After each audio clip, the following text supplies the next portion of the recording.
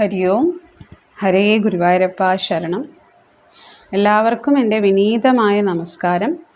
സംസ്കൃത നവനീതം എന്ന യൂട്യൂബ് ചാനലിലേക്ക് എല്ലാവരെയും സ്വാഗതം ചെയ്യുന്നു.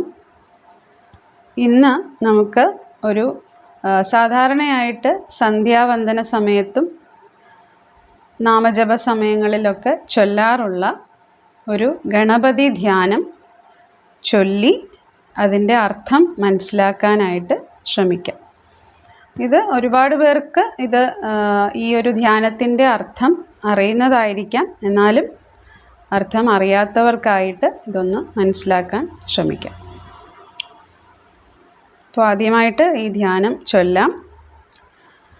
വക്രതുണ്ഡ മഹാകായ സൂര്യകോടി സമപ്രഭ നിർവിഘ്നം കുരു മേ ദേവ സർവകാര്യേഷു സർവദാ. ഇനി ഇതിൻ്റെ ഓരോ പദങ്ങൾ എടുത്ത അർത്ഥം പറയാൻ ശ്രമിക്കാം. വക്രതുണ്ട, അവിടെ രണ്ട് പദങ്ങളാണ്. വക്രതുണ്ട, വക്ര എന്ന് പറയുമ്പോൾ വളഞ്ഞത് എന്നർത്ഥം. തുണ്ട തുമ്പിക്കൈ. അപ്പോൾ വക്രതുണ്ട വളഞ്ഞ തുമ്പിക്കൈ എന്നർത്ഥം. മഹാകായ വലിയ ശരീരം. കായ എന്ന് പറഞ്ഞാൽ സംസ്കൃതത്തിൽ ശരീരം എന്നാണ് അർത്ഥം. അപ്പോൾ വലിയ ശരീരം, സ്ഥൂല ശരീരത്തോടു കൂടിയവൻ എന്നുള്ള അർത്ഥമാണ്. തടിച്ച ശരീരം എന്നൊക്കെ എടുക്കാം. അടുത്ത പദം സൂര്യകോടി, അല്ലെങ്കിൽ കോടി സൂര്യ, അങ്ങനെ എടുക്കാം. കോടി സൂര്യന്മാരുടെ സമപ്രഭ. പ്രഭ എന്ന് പറയുമ്പോൾ ശോഭ. അപ്പോൾ കോടി സൂര്യന്മാർക്ക് തുല്യമായ പ്രഭയോട്, ശോഭയോട് കൂടിയവൻ ഭഗവാൻ എന്നർത്ഥം. അങ്ങനെയുള്ള ദേവ എന്ന് അടുത്ത വരിയിൽ ദേവ എന്ന് സംബോധന ചെയ്തിട്ടുണ്ട്. അപ്പോൾ അടുത്ത വരിയിൽ നിർവിഘ്നം കുരു മേ ദേവ സർവകാര്യേഷു സർവദ എന്ന് പറയുന്നു. അപ്പോൾ അവിടെ നമ്മൾ അർത്ഥം എടുക്കുമ്പോൾ ദേവ മേ സർവകാര്യേഷു സർവദാ നിർവിഘ്നം കുരു എന്നെടുക്കണം. അപ്പോൾ അവിടെ നമ്മൾ അർത്ഥം മനസ്സിലാക്കുമ്പോൾ ഇങ്ങനെ മനസ്സിലാക്കണം. ദേവ, അല്ലയോ ഭഗവാനെ. അപ്പം എങ്ങനെയുള്ള ഭഗവാനാണ്?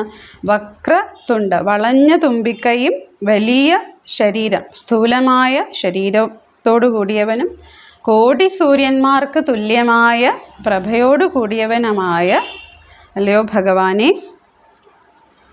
മേ സർവകാര്യേഷു സർവദ. മേ എന്ന് പറയുമ്പോൾ എനിക്ക് എന്നുള്ള അർത്ഥമാണ്. എനിക്ക് സർവകാര്യേഷു, സർവ എല്ലാ കാര്യേഷു കാര്യങ്ങളിലും, സർവദാ എപ്പോഴും, നിർവിഘ്നം വിഘ്നമില്ലാത്ത അവസ്ഥ, തടസ്സങ്ങളില്ലാതെ എന്നർത്ഥം. നിർവിഘ്നം തടസ്സമില്ലാതെ, കുരു അതിനെയൊക്കെ ആ തടസ്സങ്ങളില്ലാതെ ആക്കിത്തരൂ. കുരു അങ്ങനെ ആക്കിത്തരൂ എന്നാണ്, അല്ലെങ്കിൽ അങ്ങനെ ചെയ്യൂ, ആക്കിത്തരൂ എന്നുള്ള അർത്ഥമാണ്. അപ്പോൾ അവിടെ അതിൻ്റെ പൂർണ്ണമായിട്ടും അർത്ഥം ഒന്നുകൂടെ ഞാൻ പറയാം. വളഞ്ഞ തുമ്പിക്കൈയും വലിയ സ്ഥൂലമായ ശരീരത്തോടു കൂടിയവനും കോടി സൂര്യന്മാർക്ക് തുല്യമായ പ്രഭയോടു കൂടിയവനും ആയ ഭഗവാനെ, അല്ലയോ ഭഗവാനെ, എനിക്ക് എല്ലാ കാര്യങ്ങളിലും, സർവകാര്യങ്ങളിലും എപ്പോഴും തടസ്സങ്ങളില്ലാതെ ആക്കിത്തരൂ എന്നാണ് ഈ ധ്യാനത്തിലെ പ്രാർത്ഥന. ഒന്നുകൂടെ ആ ധ്യാനം ചൊല്ലിക്കൊണ്ട് പൂർത്തിയാക്കാം. വക്രതുണ്ട മഹാകായ സൂര്യകോടി സമപ്രഭ നിർവിഘ്നം കുരു മേ ദേവ സർവകാര്യേഷു സർവദാ. ഇതോടുകൂടി ഈ വീഡിയോ ഇവിടെ പൂർത്തിയാവുന്നു. നന്ദി, നമസ്കാരം.